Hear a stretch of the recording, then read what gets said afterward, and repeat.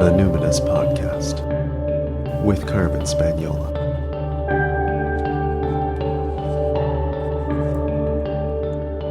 Hi there, and welcome to the Numinous Podcast, where we have interesting conversations with everyday folks about the mystery of life. I'm your host, Carmen Spaniola, joining you from the lands of the Lekwungen-speaking peoples, the Songhees and the Esquimalt First Nations, recently known as Victoria, BC, Canada.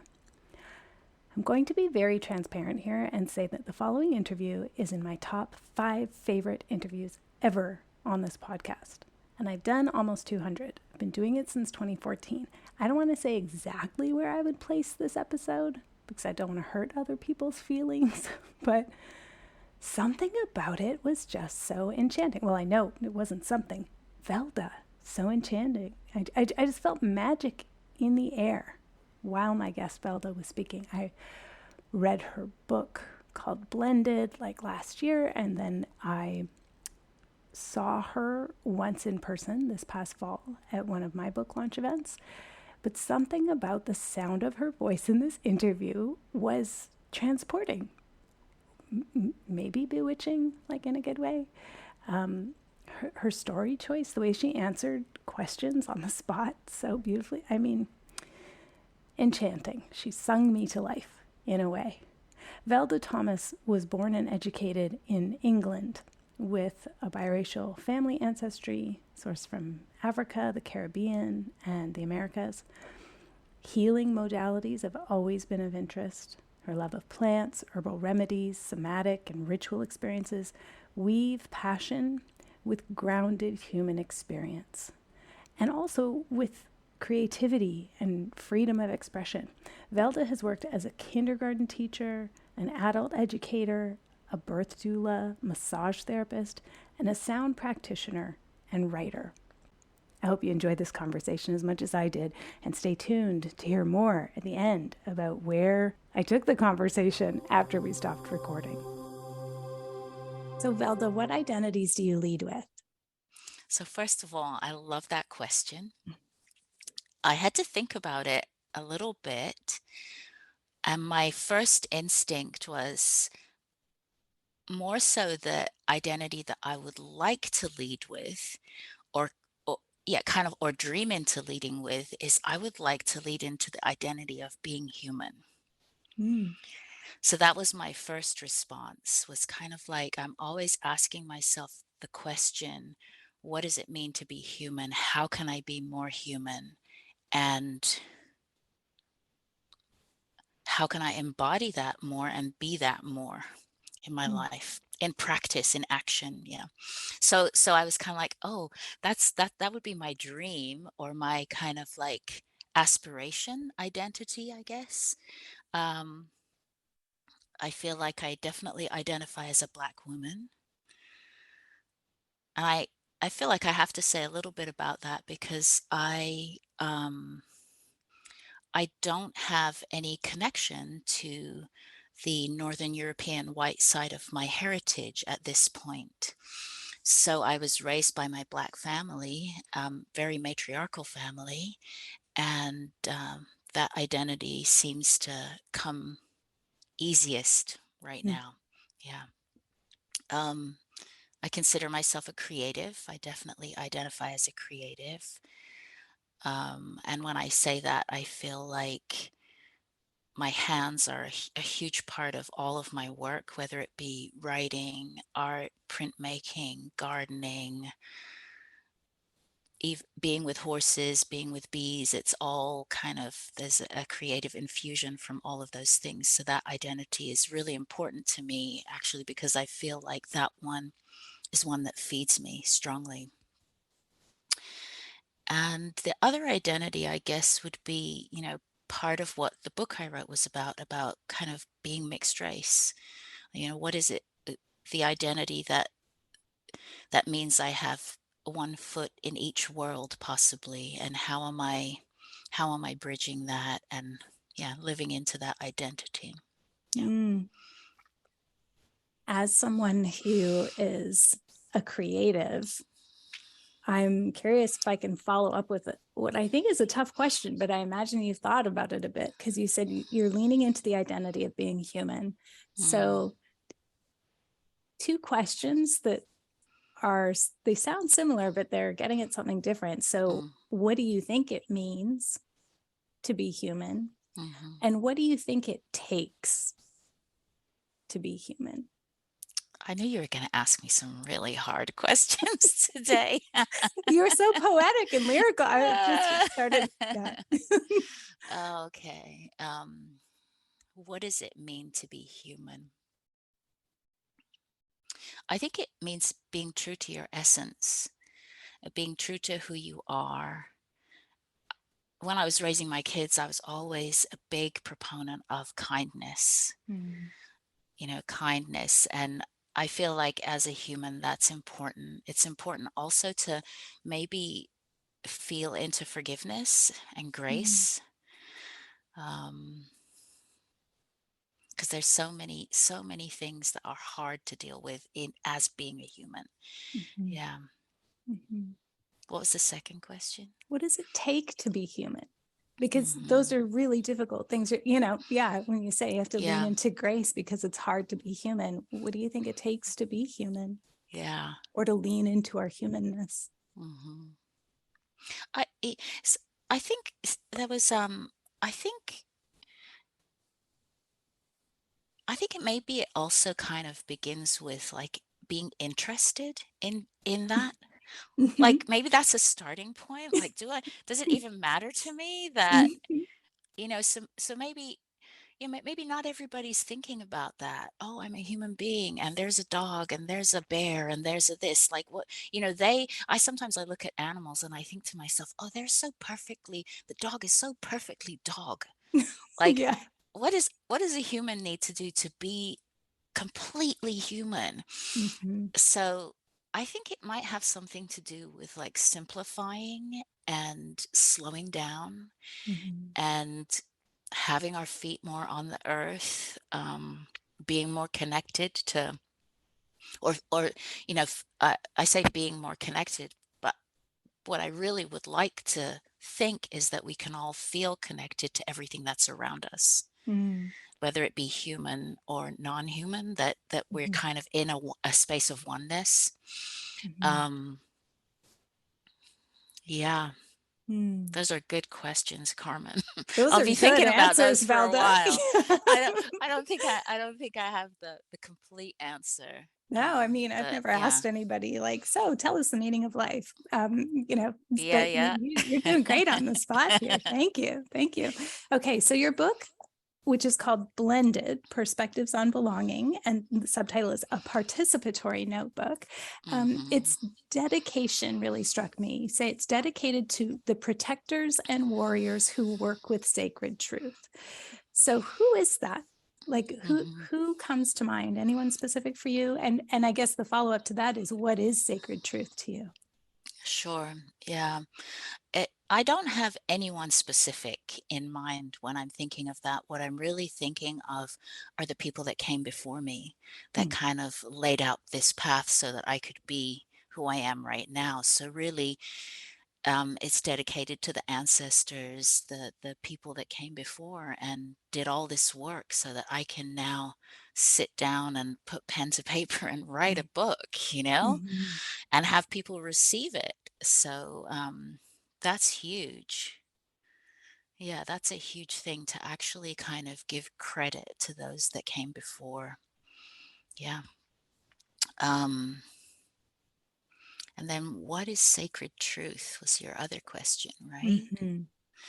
I feel like sacred truth is maybe the information that's behind the obvious. Kind of like sometimes I practice sound, and I say that the practice of using vocal sound, particularly, is about making what's inaudible audible to the person who's receiving. So that kind of like what the sacred truth is, what is under the surface and accessible all the time. But, I don't know, in my life, I feel like it's been covered up by layers and layers of experiences. And sometimes it takes me a moment to actually get to my truth. Mm-hmm. Yeah. Mm-hmm. Hmm. Wow. I can feel in myself and feel in like listeners out in the ether being like hard relate. Like just like really like that really. Yeah. It's hard to relate to. No, like I relate to that so hard. Yeah. Okay. So good. Yeah. Okay. Good. Good. Yeah. Yeah. Yeah. Yeah. I Yeah. hey, I'm curious when you say I work with sound, do you what does that what's that So process like? what does it look like for someone receiving?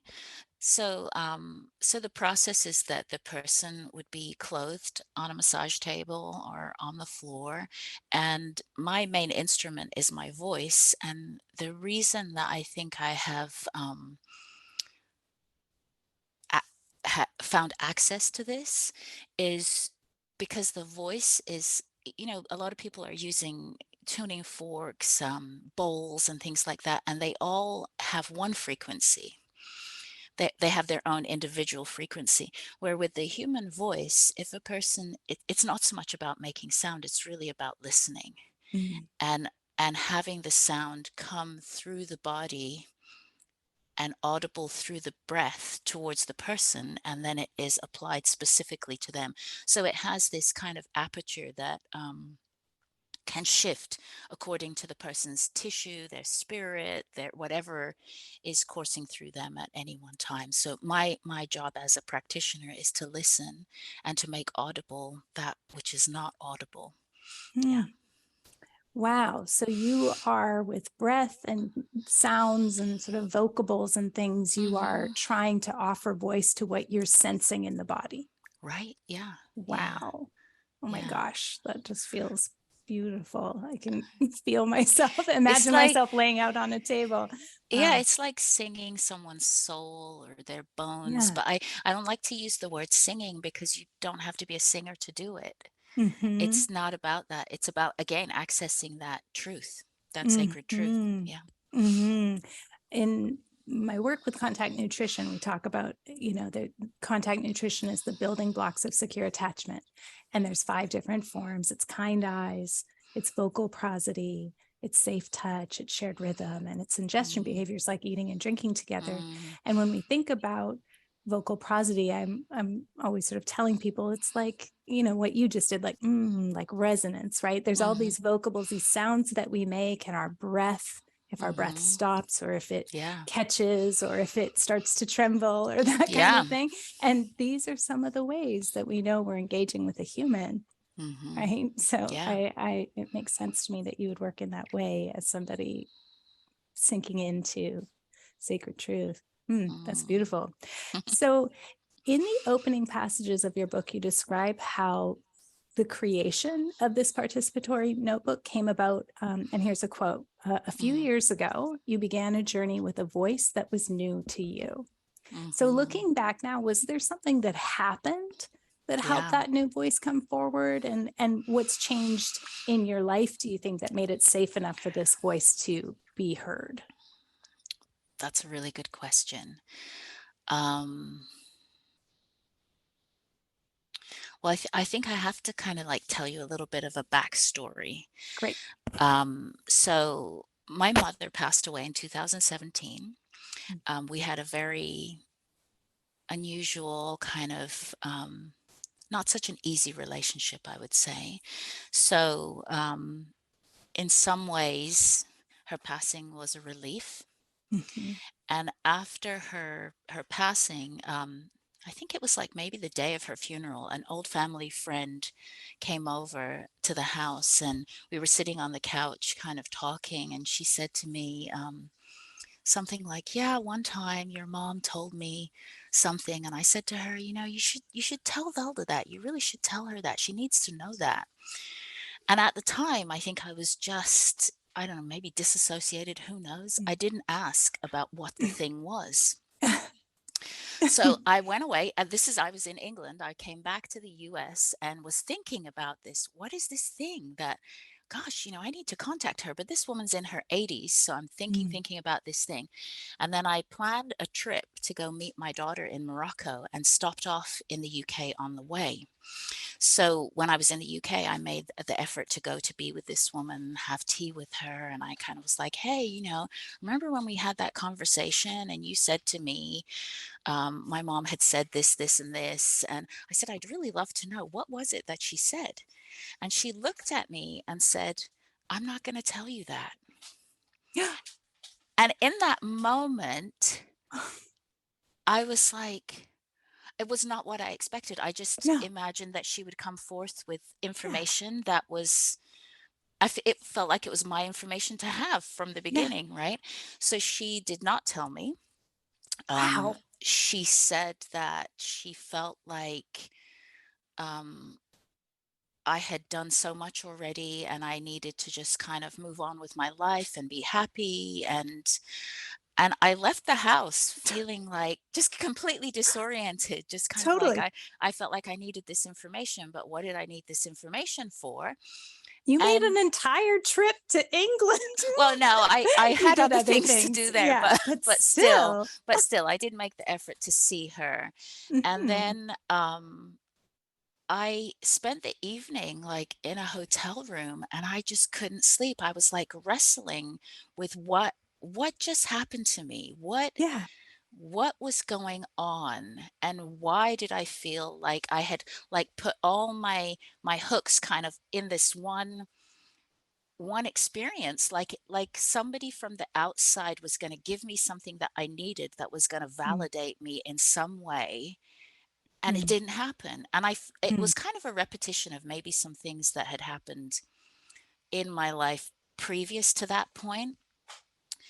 But when I got to Morocco, which is the first time I had ever been there, I sat on a rooftop and I just pulled out my phone and I started writing. And it was almost like from a place of something had cracked open, Mm. kind of like, I mean, if I were to verbalize it now, it would be something like I recognized that I didn't actually need that information to be Mm. whole myself. Mhm. I still don't have that information, by the way. Wow. It's Yeah. just like I just have to live with the not knowing and give Yeah. myself whatever it is that I need. And so I just started writing, and it was what I realize now is that for me, writing often starts from a feeling place. Mhm. Like I have to feel it, and then sometimes it's uncomfortable, which exactly that was. It was an uncomfortable, unpleasant experience, Mhm. and I don't. I did a really good job of like kind of tamping it down for her and kind of Mhm. not making it like, I need you to tell me this right now, da, da, da, kind of Mhm. getting into it. I was like, okay, she doesn't want to tell me, and there's a reason. Mm. So I just kind of walked away from it. And I think that also maybe comes from being of Caribbean descent and having respect for our elders. Like Mhm. when elders say something, it's often not questioned. It's kind of like out of respect, you just let it be. Mhm. Mhm. So, so I would say that was one of the things that opened me to um, again, we're back to sacred truth, Mhm. opened me again to kind of like a different level of my being willing to expose a different level of my own truth. Yeah. Mm.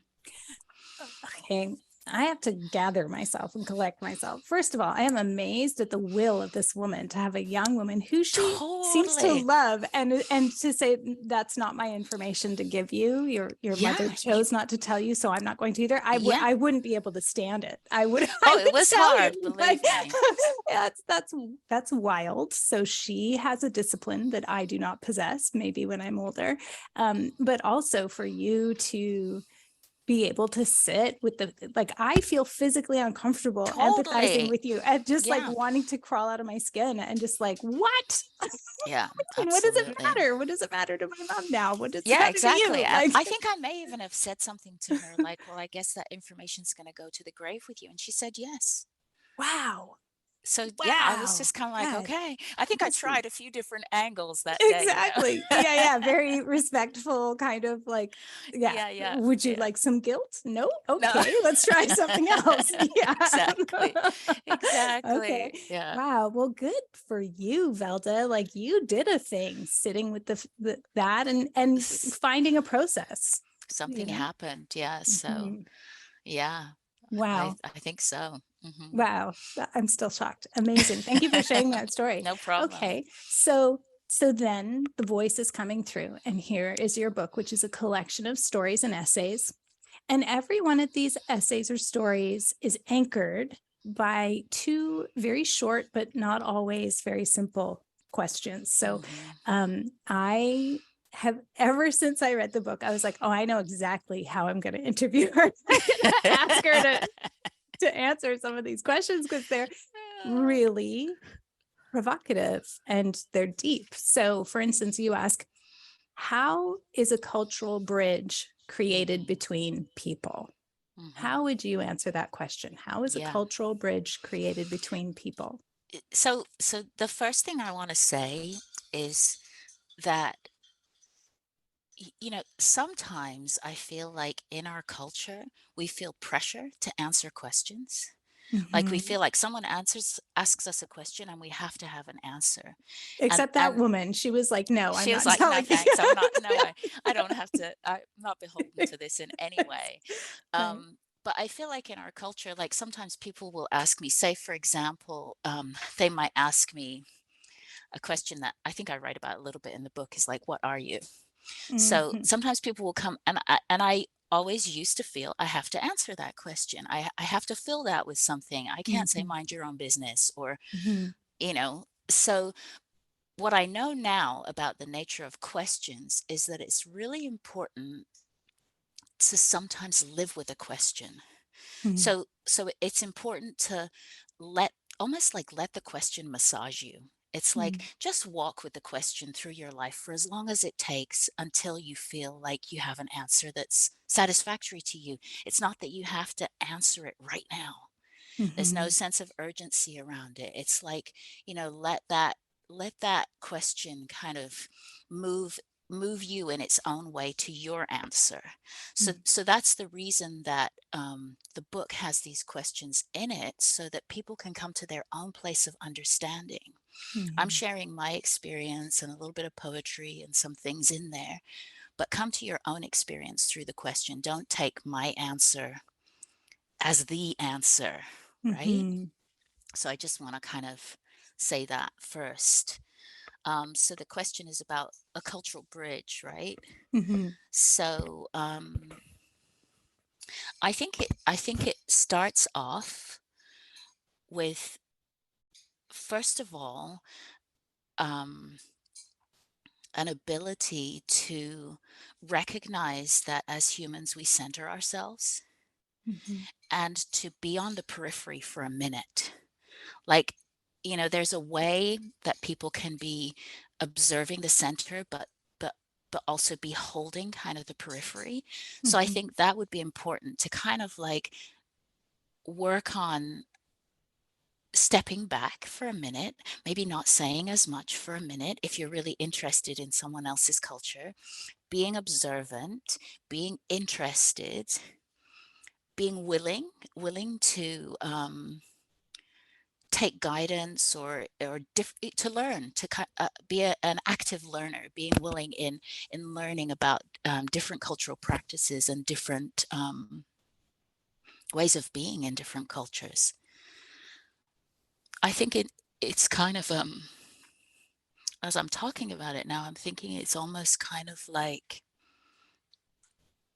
giving yourself permission to, or consent to, kind of be something different, to experience something different that you maybe have not, Mm. to Mhm. make this bridge. Yeah. And also Mm. recognizing that sometimes you might not be allowed in. Yeah. It might be kind of like, sorry, you need to leave Mhm. the room now. Mhm. Yeah. This Mhm. is just for us Mhm. and this is for you. Yeah. Yeah, So respect sometimes even respect as well. For sure. Yeah, I hear that. I'm thinking too, sometimes you help build the bridge, but you can never cross it. It's Right. like, this is here. And if you Yeah. ever, or if you Yeah. ask me over, I Yeah. can, Yeah, but exactly. yeah, Yeah. I think yeah. that's a really good point. An invitation. Hmm. Yeah. To not, Hmm. and I think that's part of like the decentering, not feeling like this is yours to have, but feeling like, let me observe and see if I'm invited in. Hmm. Yeah. Hmm. So the next question in your book, you ask, how are you transactional in relation to yourself? Oh my gosh, why did I write that I know. question, I huh? was like, wow, this is Why did I vulnerable. write that Yeah. question, What do you right? want to share about your answer to that question? Well, first of all, um, it comes out of a piece that I wrote about being in service and being in service as a Black woman to others. So, um, so that's another thing to say, is that all the questions are in relation to the writing that's in the book. So, Mhm. um, I had thought about like making a deck of cards with these questions on them, but then I Mm. was like, oh, I don't know if they even make sense, because how would somebody answer that question out of context, you know? Right, right. So, I wrote a couple. So what I want to do, I'm going to read you this little bit in my book that I think might answer the question. It's from this piece, in service. In honor of my ancestors' hard work towards freedom, I must continue to move in the progressive direction of getting free.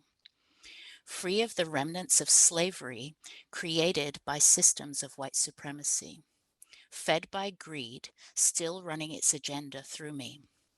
Which means I am examining standards I have accepted for myself within all my current relationships, asking myself difficult questions like, how am I received when I'm meeting my own needs? Am I welcome when I am not giving? Am I invited because my presence soothes? Am I supported with no expectation? Mm. So,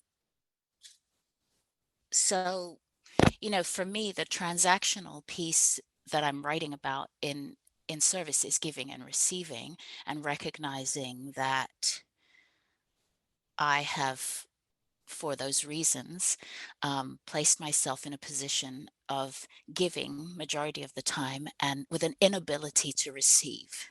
Mm. So then I'm asking myself, okay, what does that look like when I'm out in space in social engagements? What are people looking to me for? Can I kind of, I don't want to say remove myself from the transaction, but can I have a kind of awareness and recognition of what this is, or what this means in my body, Mm. and respond from that place? Kind of like, can I say, I'm not available for this right now? Or Mm. I don't have enough capacity for this right now. I need to take care of myself. Mhm. And I think I have spent a lot of my life just doing, and Mhm. not really even reflecting on those things. Mhm. Yeah. Mhm.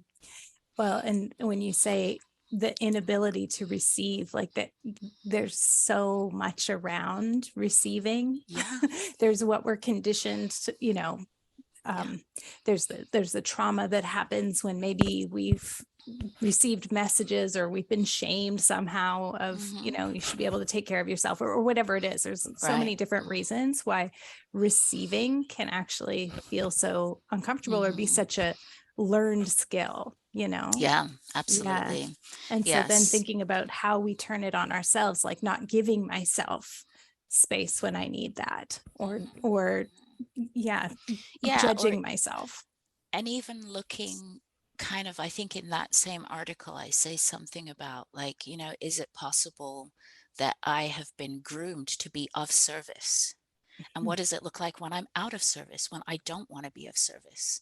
Like, Mhm. how can I have both of those, the on off button? How can I do that Mhm. for myself? Yeah. Mhm. Mhm.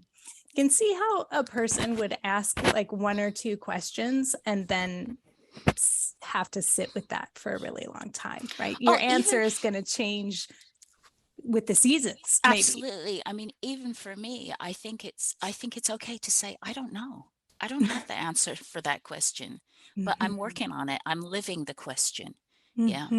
Yeah. For sure. That one really struck me as somebody who has spent so much of my life coping through performance, like, well, then I'll just work harder, well, then I just have to do it myself, or well, then I and Exactly. so it absolutely is not instinctive for me to say I need help, or I or I Absolutely. can't do that right now. It's like, Yeah, oh, it's I haven't scary. been enough, let me try more, let Yeah. me try again. So that that transactional piece of like, I need to put in so many units so I can get a little bit of Yeah. lover support, but then I won't even expect the lover support. Yeah. It's just like, wow, Yeah. that I'm still unpacking this one. No, it Velda. is. Yeah, it's a big one. And I think that the place that I come to often is, how can I choose me? How can I choose me? What does it look like? And not meaning that that's selfish or um but more kind of like the lack of abandoning myself to those very things that you're talking about. Like, Mm-hmm. you know, really taking a moment to be like, all right, what do I actually need in this moment? Or if I'm somewhere and it just doesn't feel right, can I just give myself permission to leave? Because it doesn't feel like it's resonating. Mm-hmm. Yeah. Mm-hmm. I'm coming back again to what you said about what it takes to be human, about Mm-hmm. it does require grace as well, because then we have to look at the people who maybe were transactional with us, Mm-hmm. or that didn't meet our needs when we Mm-hmm. really wanted them met, or when we were vulnerable and did ask, Yeah. or whatever. And I think about my own relationship with my mother, that it was also complicated and Mm-hmm. not super pleasant, and Right. yet there were times of great pleasantness. But when I think now on that relationship, there's so much more grace, where it's like, though we still can't be in Yeah. relationship, I have so much more patience and Yeah. compassion and understanding, Mm-hmm. as a person, parenting now a 19-year-old and hitting my own capacities, my own upper Yeah, limits. It's like, yeah, absolutely. I'm parenting very differently than my Yeah. mother is, but I can still hold so much more grace with. Yeah. It's like, yeah, so this is a very transactional relationship, and I'm not going to be that way with my child, but I can also hold a lot of grace around, Yeah, people are surviving for however they sure. can. Mm-hmm. When my mom was actually, when she was passing away, I kind of looked at her at one moment and I was reflecting on, you know, just our relationship and our time together, this time around, this lifetime around for me and her.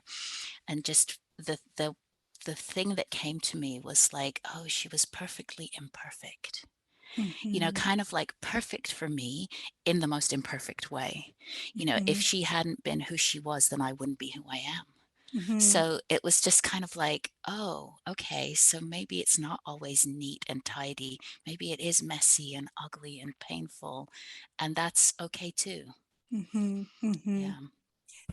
Can I ask you about ancestors and how Hmm. you regard ancestors, and let's say particularly close-up ancestors like your mother who recently That's passed? that's a rough one. That is, Yeah. yeah, that if I'm totally honest with you, um, I oftentimes feel like I have access spiritually to kind of the other side, or to just energies in general, I guess you could say. So I feel like I have a very strong affinity with my grandmother. Mm-hmm. And that's a really easy one for me to kind of connect with and be with. But my mother, not so. Not so at all. And right now, I'm writing another book right now that is kind of exploring that. Mm-hmm. And so I feel like maybe by the time I finish with 100,000 words or so, I might be in a different place. I don't know. But I feel like, I guess what I sometimes notice, this is being super honest and vulnerable, is I notice my resistance to her love. Mm-hmm. Yeah. Or, kind of the way, kind of like not willing to take it the way she was able to give it. Mm. Yeah. And is this a new struggle, or you're recognizing this struggle was there when she was alive? I think I recognized it before, but I feel like it has become more of a theme, Mm, kind of more of a like, like why is it that you weren't able to feel that or accept that, or mm, maybe I guess what it is accountability on my part, right? right. That I was part of the relationship too, Mm, um, and for some reason I chose this woman to be my mother on some level. mhm. Yeah. Yeah. Oh, that's confronting, Velda. It's like, yeah, the particular kind of love, at least in the last few years that we had relationship, it's like, yeah, deciding, so this love that you're offering me is not um serving the needs of our relationship. Right.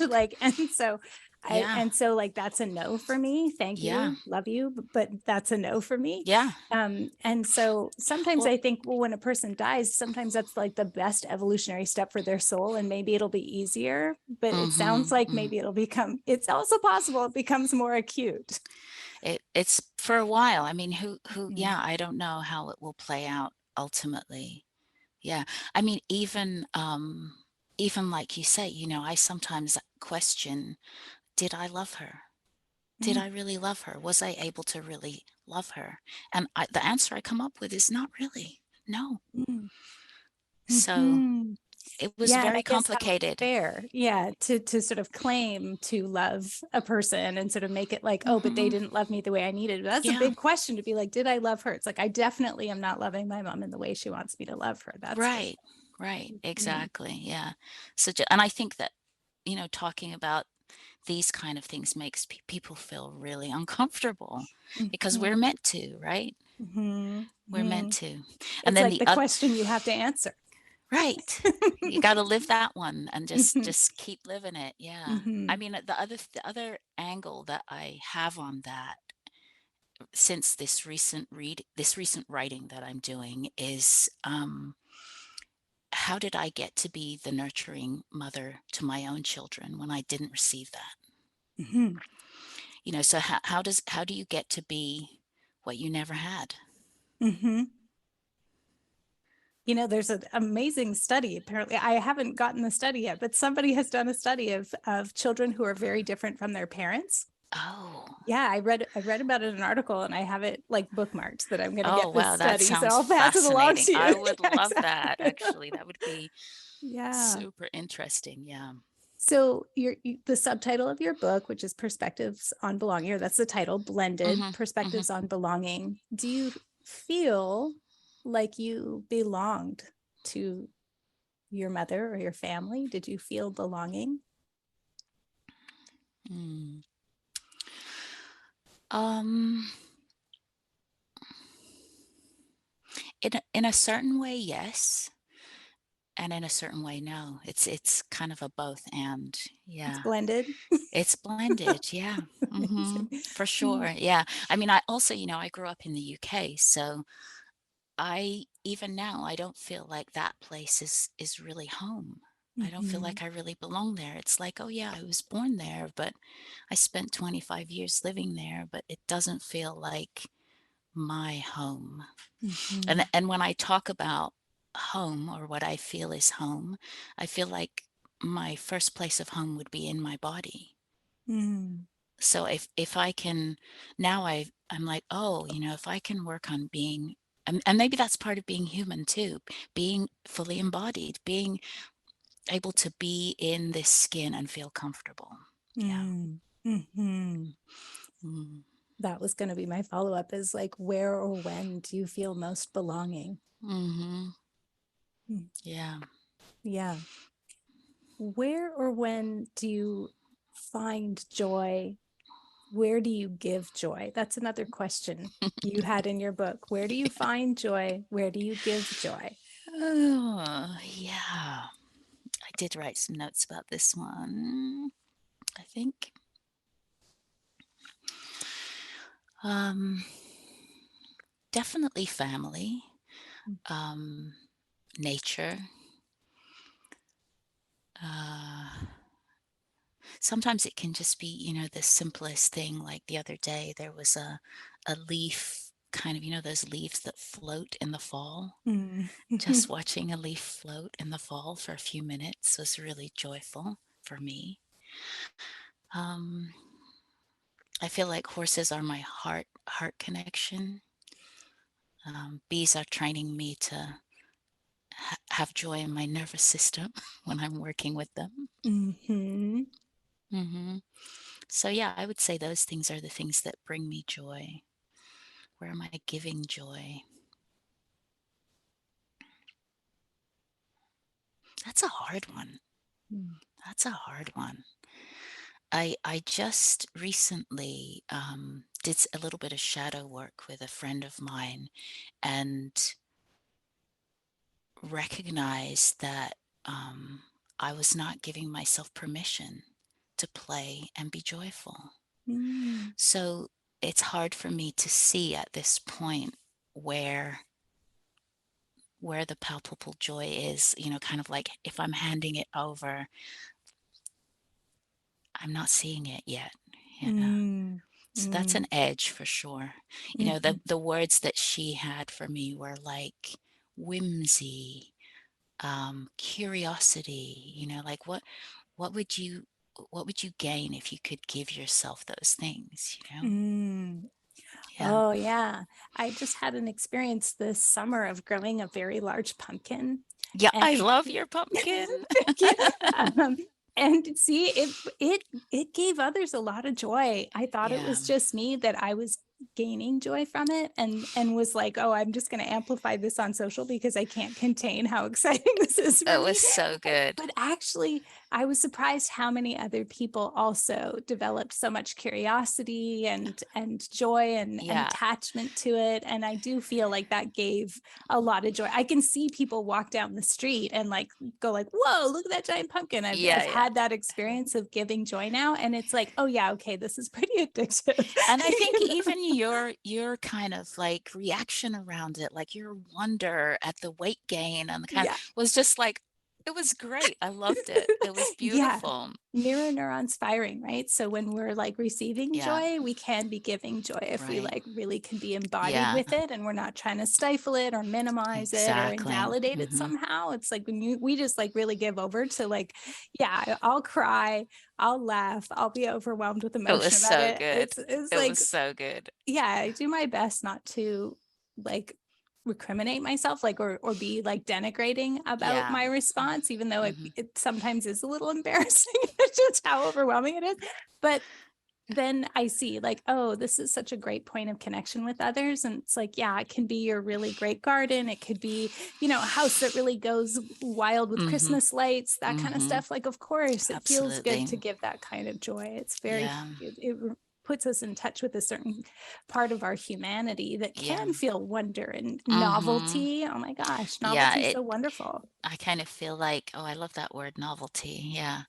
Maybe even like, for me, it feels a little bit like, tending to my 8-year-old little girl and Totally. being like, hey, what are the things that you used to like? I want to just jump in that puddle. Or, you know what I Totally. mean? Just kind of, yeah. Totally. Yeah, yeah. Let's pretend this place in the woods is our house. Let's Exactly. make mud pies. Yeah, exactly. Exactly. Totally, totally.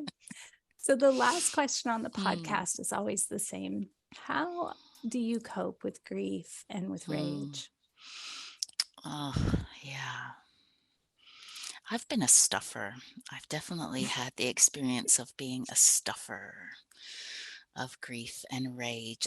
Even in my, I don't know, I might have been like 19 or 20, and I used to practice Buddhism. And this one woman said to me one day, oh, you're so angry. I was like, me? Angry? Never, Because I think on the outside, I sometimes have this persona of a calm resonance, but Mhm. inside, not now, but inside, it used to feel like a volcano. Mm. This kind of Mhm. like raging turmoil kind of inside.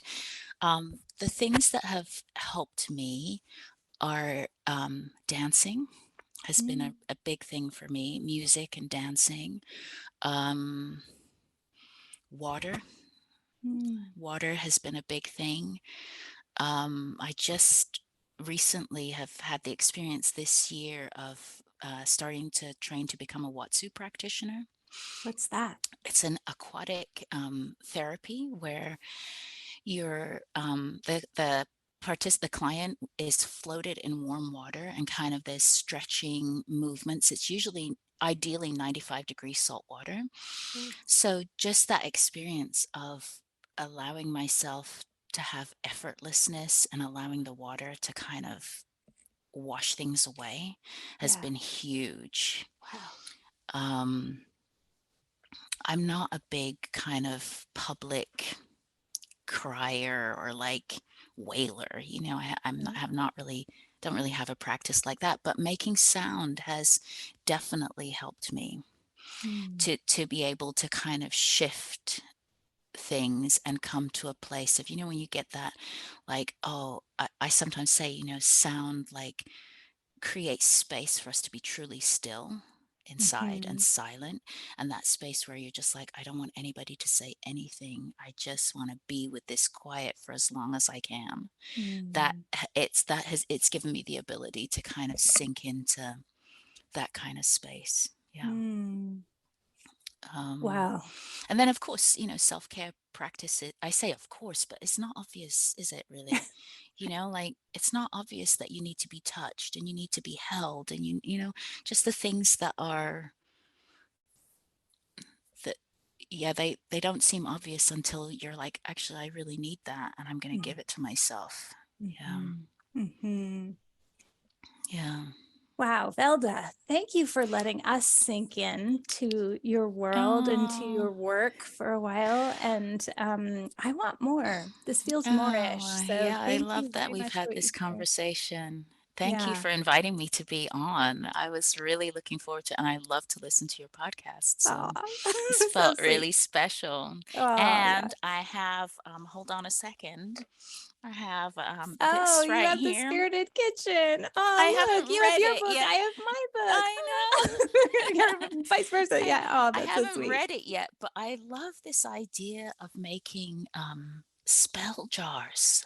It's a fun one. I know. I'm kind of like, ooh, I can make some spell jars and put them all over. Oh, That feels like a totally. joy spot for That me. is, and you can Yeah. give that joy. Yeah. Yes. Oh, I love that. Yeah. So Oh, thank you. yeah. Thank you. Yeah. I haven't been able to stop thinking about sound energy medicine with the voice of Velda Thomas ever since she spoke about it. It is Moorish. And then when we stopped recording, I had a bunch more questions for her about the specifics and the mechanics of that, and if she did it online and how long it was and exactly what happened. Basically, because I wanted to know how I could get her to bring the sessions to my online membership space, the Numinous Network. My friends, I'm working on it. I am determined to make this happen. And I'm experiencing it first with Velda. We'll work out the nuances. But if you want to experience that with me, you'll want to make sure you're on my newsletter list so you can find out when Velda will join us there in the Numinous Network. So for now, Free Week is happening again in the Numinous Network from November 27th to December 3rd. And then right after that, the Spirit of Yuletide kicks off. Essentially, I think the first event actually is December 3rd. And that happens in the network throughout December with live workshops in ritual crafts like vermouth making and himali making and wreaths and garlands. And as always, of course, from winter solstice on December 21st through New Year's Day, we have daily podcasts about Yuletide folklore and rituals, as well as 5-minute meditations to help you ground and soothe through the holidays. So if you liked the Yuletide chapter in my book, The Spirited Kitchen, you will love how it comes alive in the network throughout December. Now, the listener shout out today is I want to thank someone who goes by Beckins. This person, Beckins, about a month or 3 weeks ago, wrote a review on the Chapters Indigo website. a review of The Spirited Kitchen. So if you purchased it online at Indigo or Chapters, or I think even if you purchased it in person, I'm not sure. Anyway, I know for sure if you purchased it online through Indigo in Canada, you can go and write a review. So this is a 5-star review from Beckins, who titled it a must for any kitchen witch. It says, this book, ... This book, that's all caps with like 8 exclamation marks. Organized by the Wheel of the Year, this book guides you in ritual, craft, and accompanied feasts appropriate to each sacred day. Carmen has offered a well-researched collection with a supporting appendix of ingredients and their magical usage to inform future rituals. This book is dripping with the author's heart and soul. Thank you, Beckins. I feel seen and appreciated, and yes, I feel received. It is dripping with my heart and soul, and I super appreciate the time you took to let the world know that you enjoyed that. Thank you for posting that on the Indigo's website. Of course, The Spirited Kitchen is available online and in stores, and you should ask your local independent bookseller to bring it in for you. I'm sure lots of other people in your community would love it too. All right, my friends. I hope you are on the newsletter list. If you're not, just go to my website to sign up. It's carmenspanyola.com, CarmenSpagnola. Until next time, take care.